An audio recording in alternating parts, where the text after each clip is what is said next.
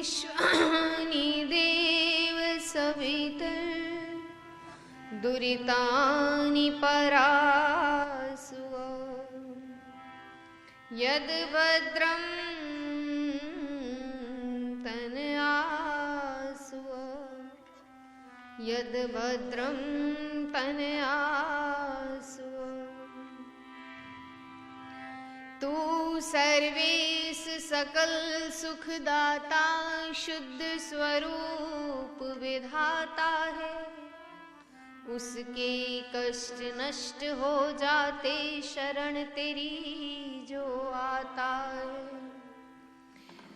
सारे दुर्गुण दुर्व्यसनों से हमको नाथ बचा लीजिए।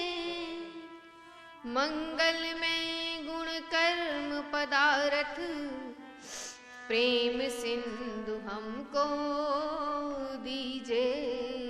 प्रेम सिंधु हमको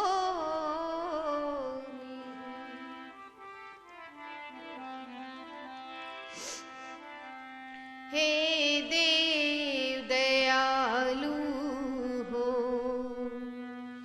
बस इतनी दया कर दो। हे देव दयालु हो, बस इतनी दया कर दो। आया हूँ शरण दिल में, भक्ति के भाव भर दो। हे देव दयालु हो, बस इतनी दया कर दो।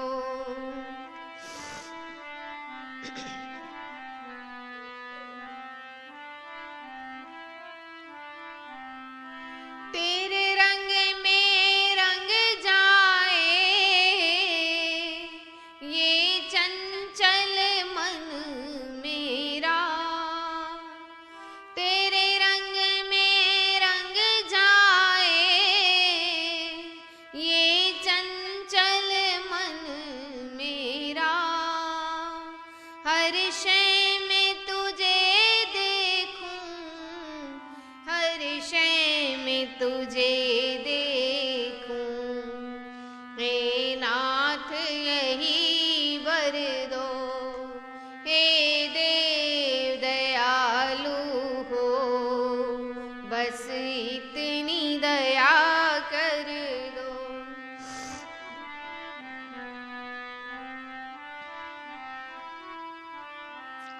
जीता हूँ मरता हूँ, जी जी कर मरता हूँ। जीता हूँ मरता हूँ, जी जी कर मरता हूँ। 9 मास गर्भ कीजे, जाने से मैं डरता हूँ।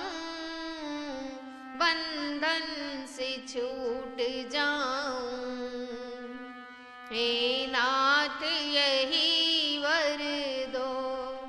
बंधन से छूट जाऊं, हे नाथ यही वर दो।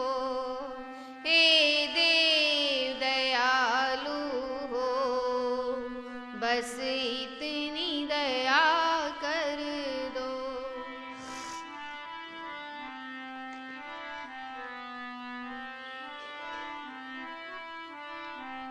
तुझसे मैं अलग रह कर सदियों से भटक रहा। तुझसे मैं अलग रह कर सदियों से भटक रहा। नहीं पार में हो पाया, अधबर में लटक रहा। हो जाऊं पार भव से, बुद्धि जगदीश्वर दो। हो जाऊं पार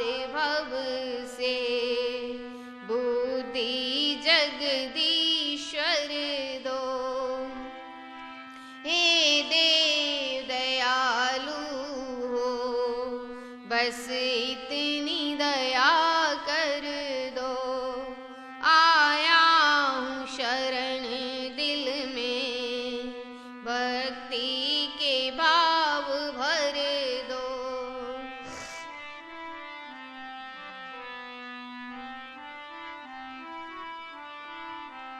हो जाऊं दूर जग के शोक और संतापों से, हो जाऊं दूर जग के शोक और संतापों से। करमठ लो बचा मुझे दुखों से पापों से। करमठ लो बचा मुझे दुखों से पापों से। मैं गाऊं गीत तेरे, कुछ ऐसे मधुर स्वर दो। मैं गाऊं गीत तेरे, कुछ ऐसे मधुर स्वर दो। हे देव दयालु हो, बस इतनी दया कर दो। आया हूँ शरण दिल में, भक्ति के भाव भर दो। भक्ति के भाव भर दो।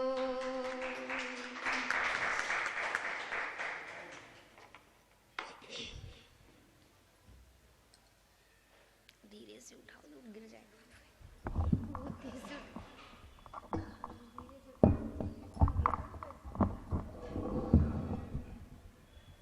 ओम ओम ओम ओम। कमर सीधी करके बैठें। लंबा और गहरा श्वास, नेत्र बंद। परमेश्वर के सर्वोत्तम, प्रिय, मुख्य और निज नाम का श्रद्धापूर्वक उच्चारण करेंगे।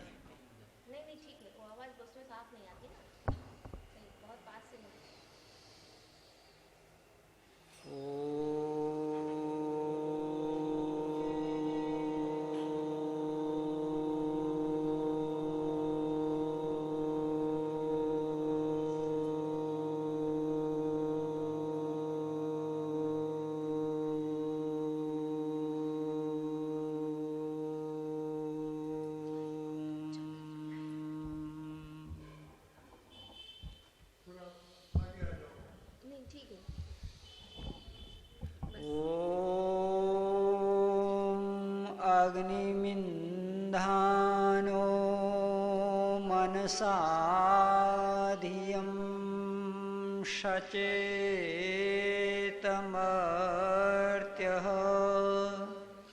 अग्निमिन्धे विवश्ववे। अग्निमिन्धे विवश्ववे।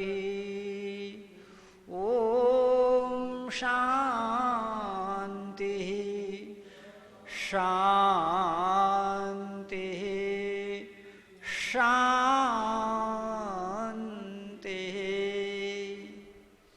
आइए वेद मंत्र बोल के वाणी को पवित्र करते हैं। ओम अग्निमिन्धानो मनसा धियं सचेत मर्त्यः। अग्निमिन्धे विवश्वभिः। ओम मर्त्यः।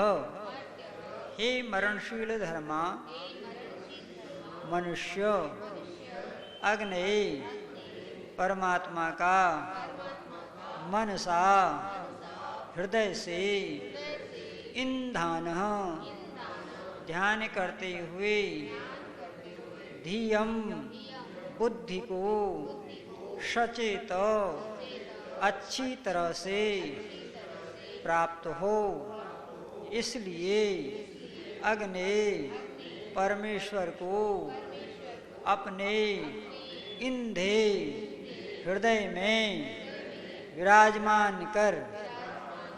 ओम शांति शांति शांति। ईश्वर की उपासना से ही मानव जीवन कृतकृत्य हो सकता है। प्रकृति की उपासना से हम अधिक से अधिक संसाधनों को एकत्रित कर सकते हैं। संसार के समस्त साधन संसार के किसी एक मनुष्य को दे दिया जाए, इस ब्रह्मांड में जितने भी सुख के संसाधन हैं किसी एक मनुष्य को दे दिया जाए और 100 वर्ष की आयु के साथ ये संसार के सारे सुख वैभव पर तुम अकेले राज करोगे, और कितने दिन? 100 वर्षों तक राज करोगे। 100 वर्षों के बाद भी मनुष्य अतृप्त ही रहेगा, वह तृप्त नहीं हो सकता, क्योंकि संसार के जितने भी पदार्थ हैं ये केवल सुविधाएं देते हैं। इनमें न तो सुख है, न इनमें संतोष है, न इनमें आनंद है। इसीलिए मनुष्य भयभीत होता है। ईश्वर का भक्त कभी भी भयभीत नहीं होता। फिर शास्त्रों में इस विषय पर चिंतन किया गया कि भाई बड़े बड़े विद्वानों को भी भयभीत होते देखा गया है। फिर विद्वान में और अविद्वान में अंतर क्या है? दोनों तो भयभीत होते हैं। तो शास्त्र कहते हैं नहीं, ऐसा नहीं है। जो केवल शास्त्र ज्ञान के विद्वान हैं, वेद के अनुसार आचरण नहीं करते हैं, वो भी सामान्य लोगों की तरह भयभीत हुआ करते हैं। ऐसा इसलिए होता है कि स्वरसवाही, स्वरसवाही का अर्थ होता है मृत्यु के समय होने वाला दुख। जो मृत्यु के समय दुख होता है वो संस्कार बना देता है। क्या बना देता है? संस्कार बनाता है, और वह संस्कार सूक्ष्म शरीर के साथ में चला जाता है। जब उसको नया शरीर मिलता है तो उस नए शरीर में उसे मृत्यु के समय के दुख की अनुभूति हो जाती है। स्मृतियां आ जाती हैं उसे कि पिछले जन्म में भी मैं इसी तरह से भयभीत हुआ था। और यह इस बात का भी द्योतक है कि पुनर्जन्म को भी सिद्ध कर देता है। अगर मृत्यु नहीं होती तो भय भी नहीं हुआ होता।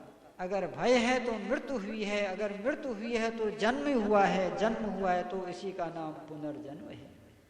इसलिए मृत्यु भी, किसी की मृत्यु भी पुनर्जन्म को सिद्ध करती है। अब आज एक चिंतन ये आता है कि क्या मृत्यु से वास्तव में डरना चाहिए?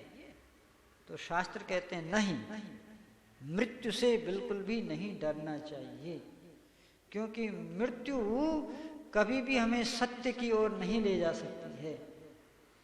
फिर क्या करना चाहिए कि मृत्यु से सावधान रहना चाहिए। क्या रहना चाहिए? सावधान। जो मृत्यु से सोचेगा डर करके बच जाएंगे तो असंभव है। अगर व्यक्ति सावधान हो जाएगा तो मृत्यु उसके करीब आएगी ही नहीं। तो क्या उसकी मृत्यु नहीं होगी? बोला मृत्यु तो आत्मा की होती ही नहीं, मृत्यु तो शरीर की होती है। शरीर की वेदना को अपनी वेदना समझ लेना ही ये मनुष्य की अविद्या है।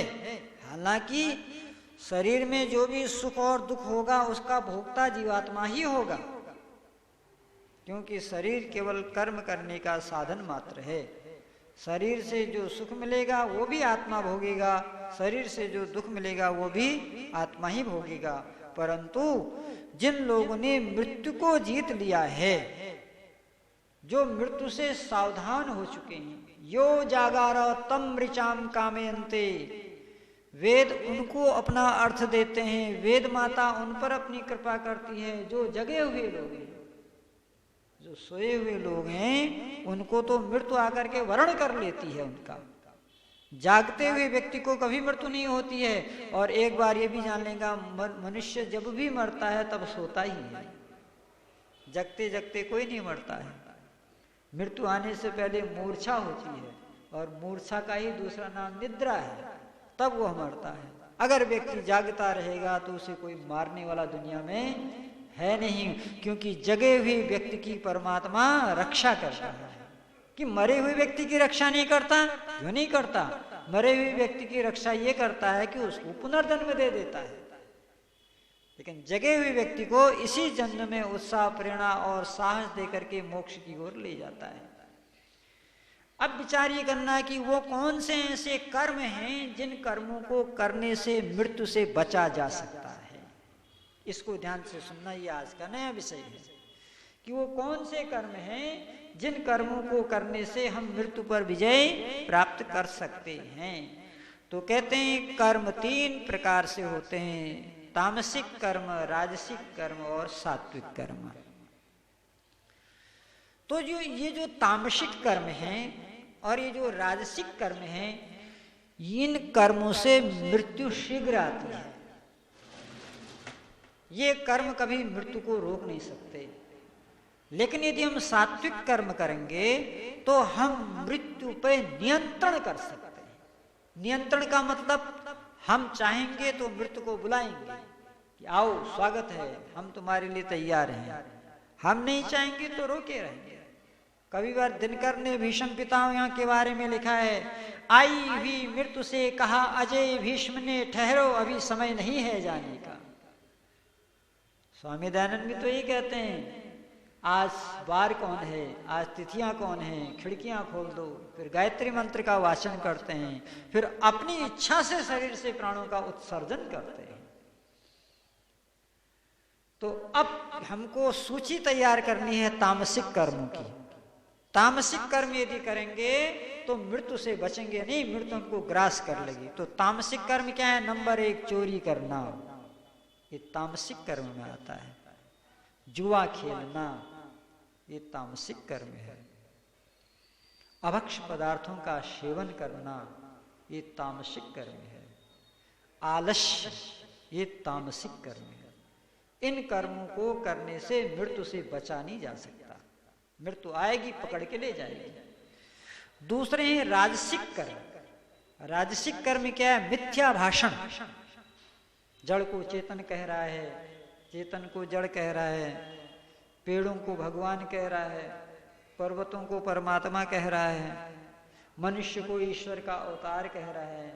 ये मिथ्या भाषण है, राजसिक कर्म में आता है। स्वाद लोलुपता, इंद्रियों की चंचलता।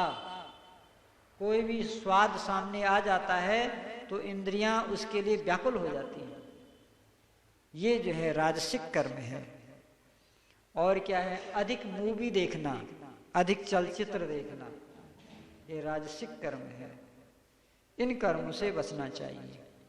अंत में आता है सात्विक कर्म, जिन कर्मों से आप मृत्यु से बच सकते हैं। नंबर 1 है सत्य भाषण, सत्य बोलना। जो व्यक्ति सत्यवादी होता है, मृत्यु उसका कुछ भी नहीं कर सकती है। ऋते जाने मुक्ति, वेद ने कहा ऋत ज्ञान से ही मुक्ति होती है।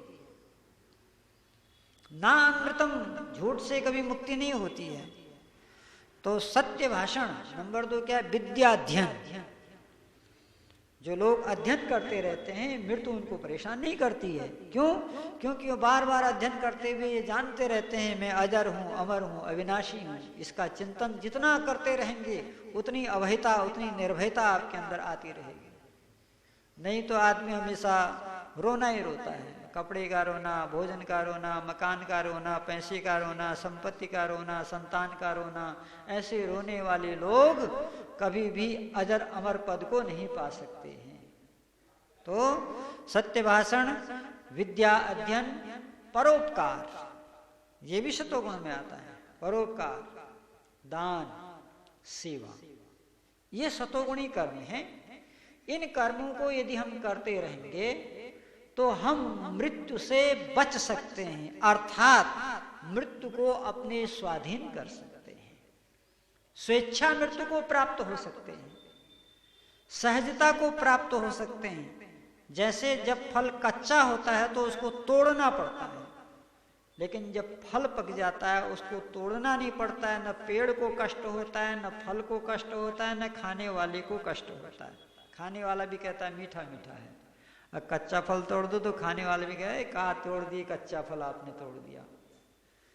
ये मृत्यु इसी प्रकार से जो मनुष्य सत्य भाषण करता है, विद्या स्वाध्याय करता है, सत्संग करता है, दान परोपकार सेवा इत्यादि कार्यों को करता है, उस व्यक्ति की मृत्यु उसका अभिनंदन करती है, उसका स्वागत करती है। अब हमको विचार ये करना है कि क्या दुनिया में कुछ ऐसे लोग हुए हैं जिन्होंने मृत्यु पर विजय प्राप्त की है? हम कैसे माने? क्योंकि पतंजलि महाराज कह रहे हैं कि विद्वानों को भी मृत्यु का भय सताता है, तो वो तत्वज्ञानियों के क्या लक्षण हैं जिन्होंने मृत्यु का हंसते हुए वर्ण किया है, जो मृत्यु से डरे नहीं? तो बोले एक नहीं हजारों लोग हैं जो मृत्यु से नहीं डरे हैं। बड़े बड़े राष्ट्रभक्त हैं, बड़े बड़े क्रांतिकारी हैं, ये कभी भी मृत्यु से भयभीत नहीं हुए। पंडित राम प्रसाद बिस्मिल, जिनको आज ही के दिन प्रातः 7 बजे गोरखपुर की जेल में फांसी हुई थी, तो आज बिस्मिल का बलिदान दिवस भी है। पंडित राम प्रसाद बिस्मिल जो आर्य समाज शाहजहांपुर से निकले थे, पंडित राम प्रसाद बिस्मिल की आत्मकथा पढ़िए, लिखते थे मैं एक दिन में 60 सिगरेट पीता था। कितने सिगरेट? एक दिन में 60 और उस सिगरेट को पीने से मेरा शरीर सूखी लकड़ी की तरह हो गया था, मैं टीबी से ग्रसित हो चुका था। आर्य समाज मंदिर शाहजहांपुर से निकल रहा था, एक सन्यासी का प्रवचन चल रहा था, व्याख्यान चल रहा था। मैंने सोचा क्या पता साधु लोगों के पास कोई जड़ी बूटी मिल जाए, मैं ठीक हो जाऊं। मैं सत्संग भवन में गया, मैंने सन्यासी को देखा। सन्यासी बहुत दुबला कमजोर था मेरा जैसा, लेकिन उसका व्याख्यान बहुत अच्छा था, हृदय को छूने वाला था। जब व्याख्यान खत्म हुआ मैं उनके पास गया तो मैंने उनसे कहा स्वामी जी एक काम आप मेरा करो, एक काम मैं आपका करूं। बोले ये क्या? बोला आप वृद्ध हैं, शरीर से कमजोर हैं, मैं आपकी सेवा करूंगा, मुझे सेवा का अवसर दो और आपके पास जो अमृत वाणी है वो मुझे पिलाओ। दोनों में समझौता हो गया। बिस्मिल कहते हैं मैंने धीरे धीरे स्वामी जी के प्रवचनों से प्रभावित होकर के सिगरेट पीना छोड़ दिया। फिर मैंने स्वामी जी के कथनानुसार योग व्यायाम प्राणायाम की शरण लिया। कुछ ही दिनों में मेरा शरीर लोहे की तरह वज्र हो गया। ऐसे वो राम प्रसाद बिस्मिल जो देश की आजादी के लिए युद्ध के मैदान में खड़े हो गए, जेलों के अंदर क्रांतिकारियों को सत्यार्थ प्रकाश पढ़ाते थे। एक बार तो बिस्मिल ने जेल के अंदर आंदोलन कर दिया, अनशन कर दिया, सारे क्रांतिकारियों ने अनशन कर दिया। अंग्रेज गवर्नर परेशान हो गए, बोले समस्या क्या? बोला समस्या ये है कि हमको प्रतिदिन 1 घंटे की छुट्टी चाहिए जेल से, हम मैदान में सबको सत्यार्थ प्रकाश पढ़ाएंगे। अंग्रेज सरकार को झुकना पड़ा और बिस्मिल सभी क्रांतिकारियों को सत्यार्थ प्रकाश पढ़ाया करते थे। उसी सत्यार्थ प्रकाश को पढ़ते पढ़ते उनके अंदर देशभक्ति का जज्बा आ गया। उनके पिता को पता लगा, लोगों ने भड़काया तुम्हारा बेटा आर्य समाजी हो गया है, इसको बचा लो नहीं तो विधर्मी हो जाएगा। एक दिन पिता ने कहा बेटा ये तुम ये धोती कुर्ता पहन के आर्य समाज में क्यों जाते हो, पैंट पहनो। बोला नहीं हम धोती ही पहनेंगे। माना नहीं बिस्मिल। पिताजी कुछ दिन चुप रहे, एक दिन बहुत गुस्सा आ गया। बोला या तो आर्य समाज को छोड़ो या मेरे घर को छोड़ो। बिस्मिल ने कहा पिताजी मैं आपका पुत्र हूँ, मुझे कुछ समय दीजिए सोचने के लिए। बोला दिया तुमको समय। खूब सोचा बिस्मिल ने, भावावेश में नहीं छोड़ा घर। उन्होंने माता को कैसे छोड़ें, पिता को कैसे छोड़ें, धर्म क्या कहता है, अधर्म क्या कहता है। खूब चिंतन करने के बाद एक दिन बिस्मिल अपनी अटैची लेके निकलने लगे। पिताजी ने कहा कहाँ जा रहे हो? बोला पिताजी आपके प्रश्न का उत्तर दे दिया हूँ, हिम्मत नहीं है मुँह से कहने की, प्रैक्टिकल करके दिखा रहा हूँ। मैं अपना घर छोड़ सकता हूँ लेकिन आर्य समाज नहीं छोड़ सकता। बिस्मिल आर्य समाज में आगे बंद हो, देश की क्रांति से जुड़ गए। और अंत तो गत्वा गोरखपुर की जेल में सुबह 7 बजे आज ही के दिन बिस्मिल को फांसी पर चढ़ाया जा रहा है। और अंग्रेज सरकार पूछती है तुम्हारी कोई अंतिम इच्छा है? बिस्मिल कहते हैं हाँ मेरी अंतिम इच्छा है। क्या है तुम्हारी अंतिम इच्छा? कि मुझे एक हवन कुंड दिला दो, कुछ समिधाएं दिला दो, कुछ सामग्री दिला दो, थोड़ा सा घी दिला दो, मैं यज्ञ करना चाहता हूँ। बोला तुम मरने जा रहे हो? बोला हम मरते थोड़ी हैं, मरता तो अंग्रेज है, मरता तो मुसलमान है, मैं मरता नहीं हूँ, मैं यज्ञ करूँगा। बिस्मिल की इच्छा पूरी। कवि ने कलम चलाई, वो लिखता है 7 बजे जिस समय सवेरे मैं फांसी पर जाऊंगा, 7 बजे जिस समय सवेरे मैं फांसी पर जाऊंगा, फांसी पे जाने से पहले संध्या हवन कराऊंगा, संध्या हवन कराऊंगा। आप सैकड़ों शस्त्रबंद हैं, मेरी जान अकेली है, आप सैकड़ों शस्त्रबंद हैं, मेरी जान अकेली है। जिसको तुमने मृत्यु समझा वो तो मेरी सहेली है, जिसको तुमने मृत्यु समझा वो तो मेरी सहेली है। मरने का डर नहीं मुझे, ले जन्म दोबारा आऊंगा, मरने का डर नहीं मुझे, ले जन्म दोबारा आऊंगा। फांसी जाने से पहले मैं संध्या हवन रचाऊंगा, 7 बजे जिस समय सवेरे मैं फांसी पर जाऊंगा, फांसी जाने से पहले मैं संध्या हवन। बोलो आज इंसान को जब फांसी होती तो कहता डॉक्टर बुलाओ, ब्लड प्रेशर हो गया हो, इसका जो है दिमाग खराब हो गया हो, कोई बीमारी ना आ गई हो, क्या स्थिति होती है लोगों की। ये होती है अमरता। बोला कोई और ऐसा उदाहरण है? बोला एक नहीं, बड़ी लंबी लिस्ट है। इलाहाबाद के जेल में ठाकुर रोशन सिंह को फांसी हो रही है, वो भी शाहजहांपुर के थे। 5 मिनट पहले कहता है जेलर ठाकुर रोशन सिंह तुम्हारे मृत्यु के 5 मिनट शेष हैं, मैं 5 मिनट घूम के आता हूँ, क्षमादान कर देता हूँ तुमको, गुलामी स्वीकार कर लो हमारी। ठाकुर रोशन सिंह मुस्कुराते हैं और जेलर चला जाता है। 5 मिनट के बाद वापस आते हैं, ठाकुर रोशन सिंह दंड बैठक कर रहे हैं, शरीर से पसीना निकल रहा है, जेलर का भी पसीना निकल गया। जेलर बोलता है ठाकुर रोशन सिंह तुमको मृत्यु का भय नहीं, पसीना आ रहा तुम्हारे शरीर से। रोशन सिंह कहता है साहब मेरे शरीर से तो पसीना इसलिए आ रहा है, मैं व्यायाम कर रहा हूं, आपके शरीर से क्यों पसीना आया? आप तो व्यायाम नहीं कर रहे हो। बोला तुम किस मिट्टी के बने हो जिस मृत्यु के नाम पर लोग थरथराते रहते हैं और इतनी दर्दनाक मौत अंग्रेज देती है, फिर भी तुम नहीं घबरा रहे हो? तो बोलता है जेलर मरता ईसाई है, मरता मुसलमान है, मैं हिंदू हूं, मैं दंड बैठक करके संस्कार लेके जा रहा हूं, किसी वीर माता के गर्भ से मेरा जन्म होगा और फिर वंदे मातरम कह के भारत माता को आजाद कराऊंगा। यह है अमरता का पाठ। बोला कोई और है? बोली लंबी लिस्ट है। राजगुरु, सुखदेव, भगत सिंह, तीनों को एक साथ फांसी हुई। भगत सिंह फांसी के फंदे पर जा रहे हैं, उनका वजन तोला गया, 8 पाउंड वजन बढ़ गया और तीनों लोग फांसी के फंदे पर चूमते हुए जा रहे हैं और गाते हुए जा रहे हैं, मेरा रंग दे बसंती चोला, मेरा रंग दे, मेरा रंग दे बसंती चोला, मेरा रंग दे। बड़ा ही बहरा दाग है यारो जिसका नाम गुलामी है, बड़ा ही गहरा दाग है यारो जिसका नाम गुलामी है। अरे उसका जीना भी क्या जीना जिसका देश गुलाम है, उसका जीना भी क्या जीना जिसका देश गुलाम है। सीने में जो दिल था यारो, सीने में जो दिल था यारो आज बना वो शोला, मेरा रंग दे बसंती चोला, मेरा रंग दे बसंती चोला।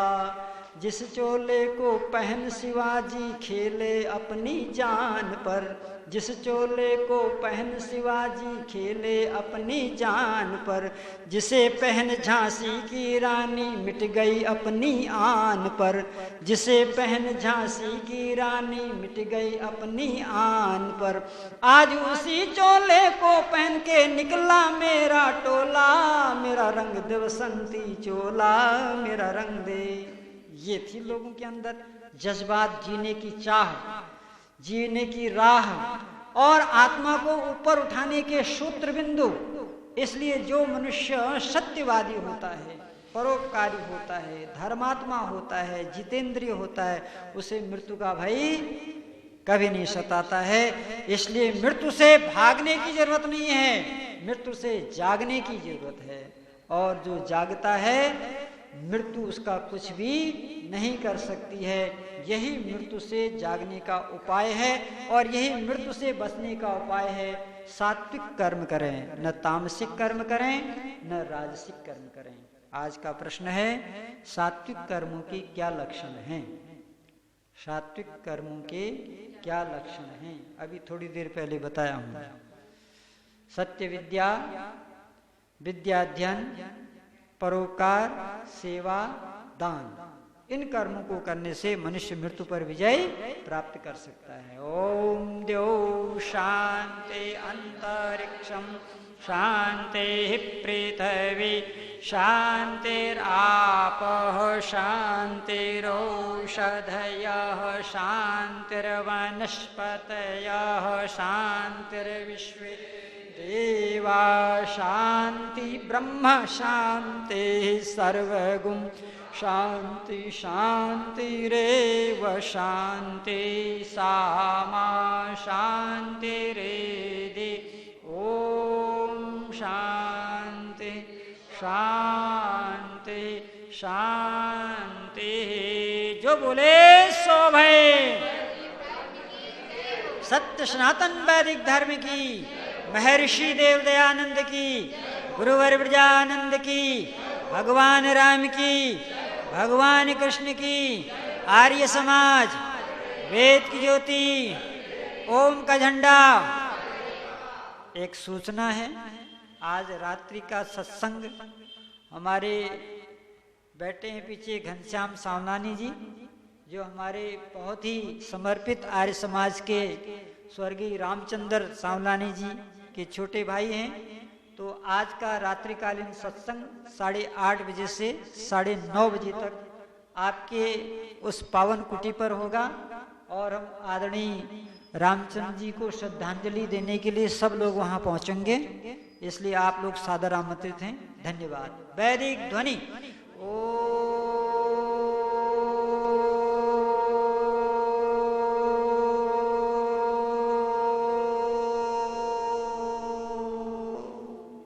वैदिक अभिवादन। सभी को सादर नमस्ते। धन्यवाद।